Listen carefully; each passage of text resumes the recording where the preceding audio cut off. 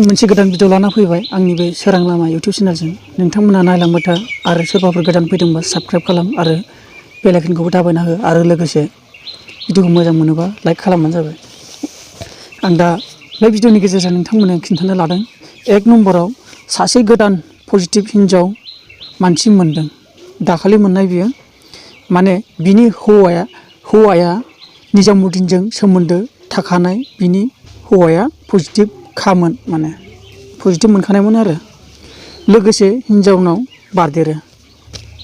माने जि दाखालि बे जुथुमा निजामुद्दिनाव जादोंमोन बेयाव माने बे हौवाया मोनना फैखानायमोन आरो ना पजिटिभ लोगोसे दा माने गावखौनो कर'ना मोनदों ना मा मोनाखै रावबोथ' मिथिखाया बेनिखायनो जि हिन्जावजों थाफानाय समाव दा हिन्जावनाव बारदेरना होबाय दा बेयावनो बिनि सासे पजिटिभ मोनदों दा मोनाबिलि आपडेट लाना फैगोन आं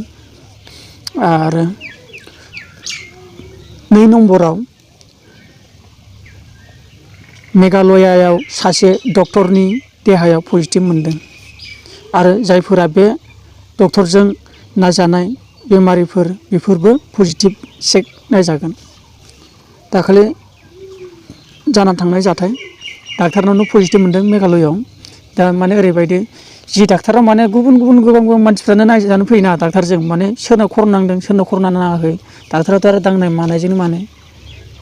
डाक्टारनाव नांबाय आरो पजिटिभ माने सिगाङाव मोनबाय गावखौनो पजिटिभ ओमफ्राय दा लोगोसे जायखिनि मानसिफ्रा बे डाक्टारजों नायजादोंमोन बेसेबां जनानो जाया मा 20 जनानो जाया 30 जनानो जाया नङा होनबा माने बैफोराव जाय डाक्टारजों नायजादों दा डाक्टारखौ जाय पजिटिभ होननानै खोनादों नायजाग्राफ्रा बिसोर दा गावखौनो चेक खालामनो थाखाय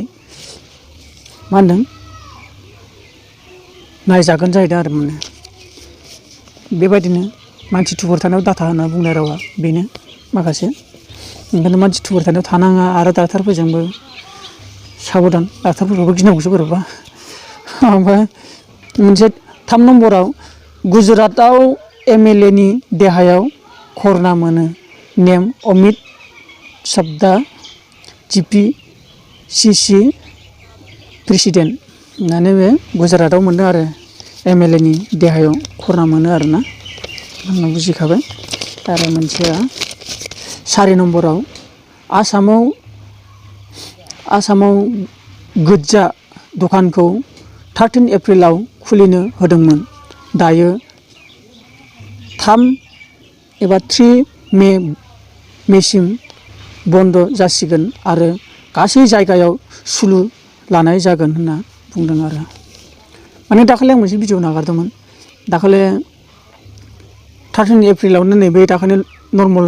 लकडाउनाव माने बेखौ सालु खालामदोंमोन ओमफ्राय दायो माने बेखौबो एक्सन लासिगोन ओमफ्राय जि जायगाफ्रावबो बेफोरबायदि गोजा दखान होनाय दं बा गामिफ्रावबो जुमाय सेरेबनो फाना माने बेफोरखौबो गासिबो एक्सन लागोन माने सुलु लानानै बन्द खालामजोबगोन जाहैदों दा माने बे खुलामोन नालाय दा बेखौ बन्द खालामसिगोन गुवाहाटियावबो जिखुनु जोंनि आसामावनो आरोना। आरो 5 नम्बराव जादों 5 नम्बराव आसामाव साब सेन्टारखौ स्टार्टिं खालामबाय आरो बन्द खालामनायनिफ्राय खुलिनाय जाबाय माने दाखालि लकडाउनाव बन्द बादि जादोंमोन दा बाद बाखि दा नै खायसे बिदिनो देहायारि समस्या बेफोर आरो बेखौ साब सेन्टारखौ खुलाबाथ' जाखाया ओंखायनो बेबो मोनसे गोनांथार खामानि गोनांथार बेबो बेनिखायनो दा बे जायफोर देहायाव दङ बेफोरनि थाखाय माने राहा होबाय माने बेखौ साब सेन्टारखौ खुलिनाय जादों आरो जायफोरा बेफोरबायदि अबस्था दं माने दा साब सेन्टारफ्राव थांनानै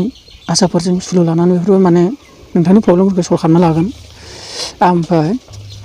6 नाम्बाराव आसाम पुलिसा ट्राकआव 50 मानसि लाना थांनाय बिहारनि ट्राकखौ हमो आरो ड्राइभारनो सासेयाव 1400 रां खांनाय जादोंमोन। नोंथांमोना मिथिबाय जानांगौ माखासे ससियेल मिडियायावबो नागारगासिनो दं बेखौ 50 जन माने पान्जाब ट्राकआव लांदोंमोन माने बेखौ मानसिफोरखौ आरोना ड्राइभाराबो माने सासेयाव 1400 करि लांदोंमोन होनबा बेसेबां जायो साननानै नाय 50 जना जुदि 1400 करिबा नाय माने लांखुमादोंमोन आरो बिदिनो ओमफ्राय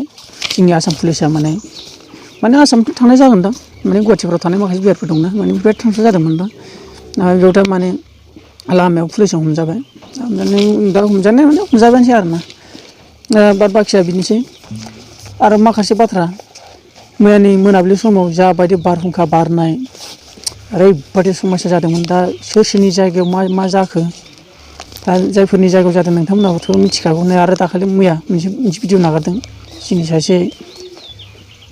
बिथांनिमोन भिडिअआ, माने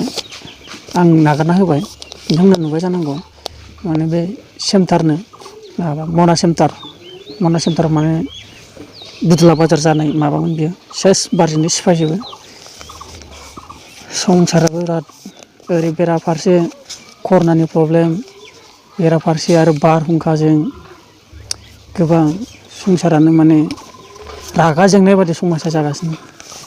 बुहुम संसारानो। जों मानसिया मा रागा जोङो, संसारानो बांसिन रागा जोंगासिनो। दा बेखिनिसै नोंथांमोननो मिथिहोनो हाबाय। नोंथांमोनहा माबा मोनसेबाबो मोनसे गियान मोनबाय जानांगौ। बेसेबांखिनि बुंनानै दोनथ'नाय जाबाय। गोजोन्थों।